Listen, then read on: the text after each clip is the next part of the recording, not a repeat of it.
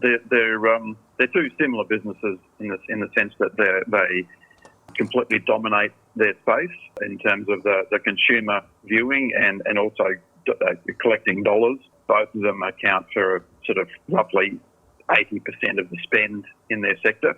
So, it's difficult to find companies that are as dominant as these guys are in their respective spaces.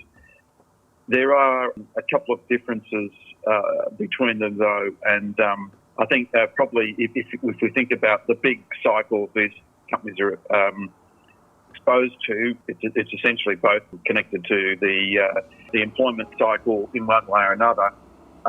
But the volatility in SEK is much higher than it is in REA, and the reason is that job movement, both hiring and firing, tend to be really exaggerated, whereas real estate transactions don't fluctuate anywhere near as much as jobs. So, we're seeing SEK yesterday, they're having to introduce some extraordinary steps to preserve cash and bolster their liquidity.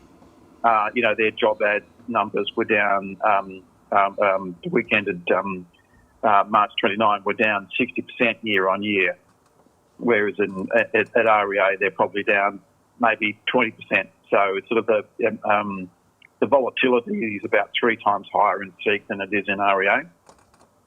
I was fielding a few questions from fund managers yesterday on which one you'd prefer and which one's going to,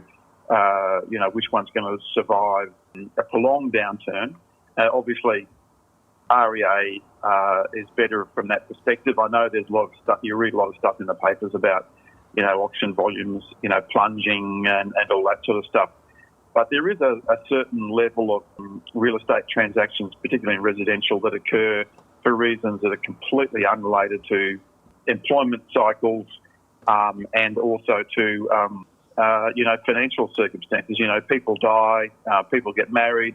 There's a whole raft of lifetime events which trigger property transactions which are completely, not completely removed, but largely removed from what's happening in employment markets. So, and the history has been certainly with residential real estate that when you have periods of prolonged depressed numbers in terms of transactions, there's kind of a mini explosion at the end where all those pent-up transactions where people have held back suddenly come into the market. So of the two, near term, clearly REA is going to be a lot more resilient than SEK.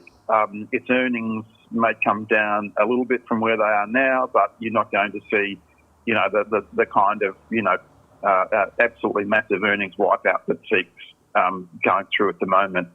But is there a price? I'd like to buy REA at. I'd still like to buy it at lower prices than it is at the moment. I just still think that there's some more bad days ahead, and and if I could buy REA below $75, I'd probably fill my boots with it. SEK, I think, is more challenging because they do have a bit more debt in their balance sheet. They,